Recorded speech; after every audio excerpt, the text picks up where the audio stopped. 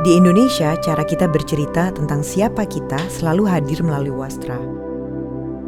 Bukan hanya lewat coraknya, tapi juga melalui cara kain itu dikenakan. Kapan ia dipakai dan makna yang menyertainya.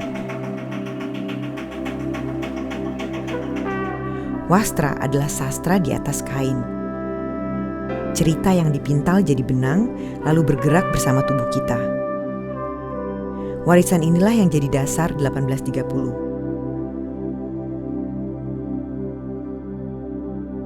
Kami ambil kembali litografi dari era kolonial, lalu membingkainya ulang dari sudut pandang Jawa.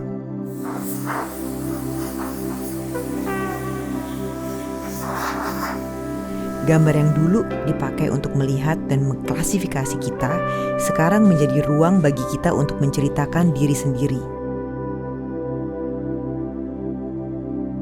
Tulisan menerjemahkan filosofi keberlanjutan leluhur kami melalui metode zero waste.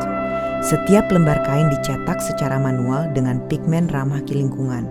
Kemudian pola produknya dirancang agar material dapat digunakan seutuh mungkin. Proses ini tidak mengejar keseragaman. Tekanan tangan, kelembapan, dan reaksi pigmen dapat menghasilkan pergeseran kecil pada setiap cetakan. Tapi justru itulah karakternya. Apa yang sering dianggap sebagai kesalahan menjadi tanda bahwa sebuah benda benar-benar dibuat oleh manusia. Kemudian setiap lembar dipotong pola tanpa ada sisanya. Dan dirancang menjadi produk yang fungsional sesuai dengan gaya hidup generasi saat ini.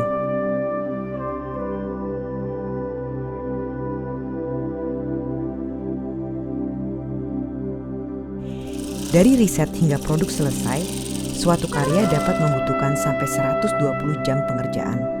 Karena itu, keberlanjutan bagi kami juga berarti proses yang adil. Menjaga keterampilan artisanal, memperpanjang usia produk, dan memberdayakan para pengrajin yang mewujudkan setiap cerita.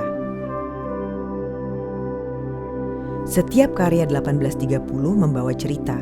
Rasanya seperti membawa sebuah buku, hanya saja medianya bukan buku karena wastra menjadi agen literasi.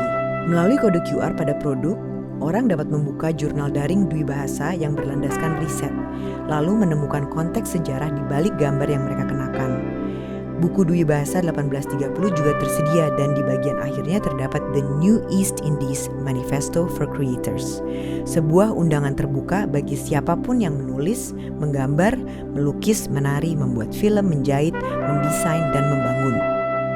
Manifesto ini menawarkan 9 kerangka untuk membaca sejarah secara kritis, merangkul keberagaman dan memperhatikan jejak material, mengangkat suara yang terpinggirkan, dan menafsirkan ulang arsip melalui sudut pandang pribadi serta lokal. Tujuannya bukan untuk memberi satu jawaban, tapi membuka akses agar sejarah Indonesia tidak berhenti sebagai pengetahuan hanya untuk segelintir orang, melainkan bisa menjadi cerita bersama yang dapat terus direspons. Seorang penerjemah selalu dihadapkan pada suatu tantangan, accuracy and readability. Bersama Peter Carey dan George Quinn, kami berupaya untuk menghadirkan babat Diponegoro ini bagi pembaca dunia dalam bahasa Inggris dan bahasa visual. Yang harus dijaga adalah suara Diponegoro sendiri yang sangat personal, humornya, ketajamannya, perjalanan spiritualnya, serta cara ceritanya yang bergerak dari mitologi Jawa, loncat ke perang Jawa, tasawuf, kemudian masa lalu dari masa ini, dan kemudian ke masa depan. Karena bahasa verbal tidak cukup, kami juga melakukan riset melalui bahasa visual melalui program di Royal Drawing School. Tujuannya untuk membangun jembatan antara teks, gambar, dan pengalaman membaca. Seperti karya Shakespeare atau Homer yang telah melampaui batas asal budayanya, kami berharap babat Diponegoro dapat dibaca bukan hanya sebagai warisan Jawa, tapi sebagai karya sastra dunia, tanpa kehilangan akar, irama, dan pandangan hidup yang membuatnya khas. Jadi bisa dinikmati juga oleh komunitas diaspora.